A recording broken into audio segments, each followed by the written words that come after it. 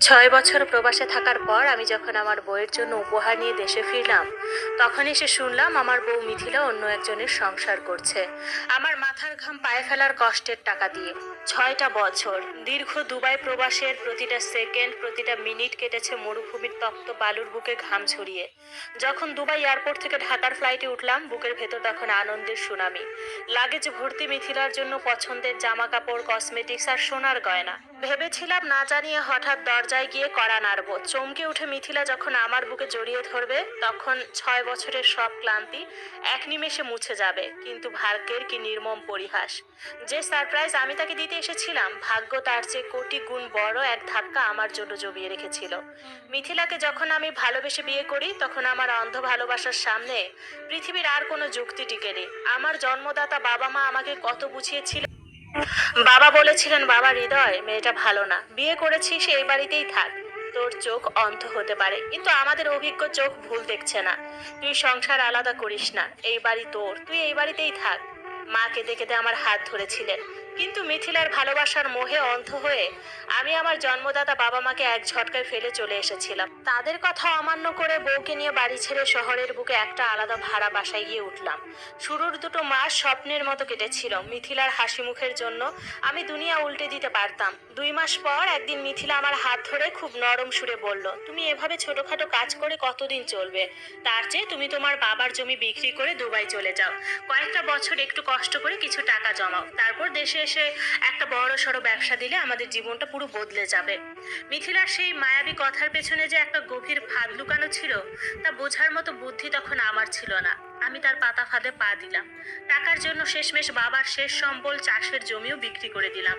সেই টাকা দিয়ে যখন দুবাইয়ের বিমানে উঠলাম, বুক ভরা আশা নিয়ে গিয়েছিলাম। প্রবাসে গিয়ে আমি এতটাই মিথিলাময় হয়ে পড়েছিলাম যে যে বাবা মা আমাকে আঙুল ধরে হাঁটতে শিখিয়েছেন, তাদের একটা খোঁজ নেওয়ার প্রয়োজনও মনে করিনি। দুবাইতে গিয়ে দিন রাত এক করে খাটতাম, ওভার টাইম করতাম, নিজের খাওয়া পড়া বাবদ সামান্য কিছু রেখে প্রতি মাসে 70 থেকে 80 হাজার টাকা মিথিলার পার্সোনাল ব্যাংক অ্যাকাউন্টে পাঠিয়ে দিতাম। যখনই ফোন করে বলতাম, মিথিলা টাকাগুলো ঠিকঠাক পাচ্ছ তো, ও পাশ থেকে মিষ্টি হেসে বলতো, হ্যাঁ গো পাচ্ছি, তুমি একদম চিন্তা করো না, আমি সব টাকা ব্যাংকে ডিপিএস করে জমা রাখছি, তুমি দেশে ফিরলে দেখবে আমাদের কত টাকা জমেছে।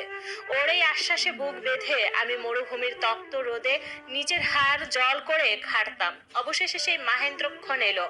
কাউকে না জানিয়ে সম্পূর্ণ গোপনে দেশের মাটিতে পা রাখলাম। এয়ারপোর্ট থেকে একটা ভাড়া করা গাড়ি নিয়ে সোজা চলে গেলাম আমাদের সেই ভাড়া বাসার ঠিকানায়। কলিং বেলে হাত দেওয়ার সময় আমার বুকটা দুরু দুরু কাঁপছিল, কিন্তু দরজা খুলে যখন এক মাঝবয়সী ভদ্রলোক সামনে দাঁড়ালেন, আমি থমকে গেলাম। আমতা আমতা করে আমি বললাম, মিথিলা কোথায়? ভদ্রলোক অবাক হয়ে আমার দিকে তাকিয়ে বললেন, কোন মিথিলা? আমরা তো এই বাসায় গত 4 বছর ধরে ভাড়া থাকি। কথাটা শুনে আমার পায়ের তলা থেকে যেন মাটি সরে গেল, মাথায় রক্ত চড়ে বসলো, চারপাশটা ঝাপসা হয়ে আসতে লাগলো।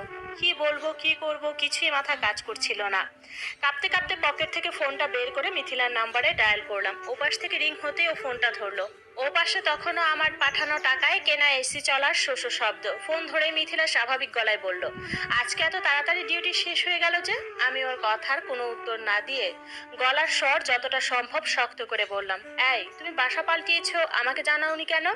আমার কণ্ঠ শুনে ওপাশ থেকে মিথিলা স্পষ্ট ঘাবড়ে গেল। কিছুটা তোতলামি গলায় প্রশ্ন করলো, মানে মানে কি কি বলছো তুমি? আমি বাসা পাল্টিয়েছি তুমি জানলে কেমন করে? আমি একটা দীর্ঘশ্বাস ফেলে বললাম, আমি দেশে এসেছি মিথিলা, তোমাকে সারপ্রাইজ দেওয়ার জন্য। এখন আমাদের সেই ভাড়া বাসার সামনে দাঁড়িয়ে আছি। ব্যাস, এই কথাটি বলার সাথে সাথে ওপাশ থেকে কোনো উত্তর না দিয়ে মিথিলা খট করে ফোনটা কেটে দিল। আমি আবারও চেষ্টা করলাম, কিন্তু ওপাশ থেকে যান্ত্রিক কণ্ঠ জানিয়ে দিল নম্বরটি বর্তমানে বন্ধ রয়েছে। আমার মাথায় তখন যেন বজ্রপাত হচ্ছিল। লোকমুখে খোঁজ খবর নিতে নিতে পাড়ার এক চা দোকানি আর পুরনো প্রতিবেশীর কাছ থেকে যা শুনলাম, তা শোনার জন্য আমি বিন্দুমাত্র প্রস্তুত ছিলাম না। তারা দয়াদ্র চোখে আমার দিকে তাকিয়ে বলল, আরে হৃদয় ভাই, আপনি কোন দুনিয়ায় আছেন? মিথিলা তো আজ থেকে 4 বছর আগে আপনাকে কোর্ট থেকে ডিভোর্স পেপার পাঠিয়েছে। আপনি যে প্রতি মাসে লাখ লাখ টাকা পাঠাতেন, সেই টাকা দিয়ে সে অন্য একটা ছেলের সাথে প্রেম করে বিয়ে করেছে। এখন আপনারই কষ্টের টাকায় তারা দুজন রাজার হালে অন্য এলাকায় নতুন সংসার করছে। ডিভোর্স? অন্যজনের সংসার? আমার মাথার ঘাম পায়ে ফেলার কষ্টের টাকা? সবগুলো শব্দ একসাথে আমার মগজে এসে হাতুড়ির মতো আঘাত করলো। চারপাশের আলো নিভে এলো, বাতাস ভারী হয়ে উঠলো। বুকটা চিরে একটা আর্তনাদ বেরিয়ে আসার আগেই আমার চোখের সামনে সবকিছু অন্ধকার হয়ে গেল। আমি মাটিতে লুটিয়ে পড়লাম। যখন আমার জ্ঞান ফিরল তখন নাকের ভেতর ওষুধের তীব্র গন্ধ। চোখ পিটপিট করে তাকিয়ে দেখলাম আমি একটা হাসপাতালের কেবিনের বেডে শুয়ে আছি।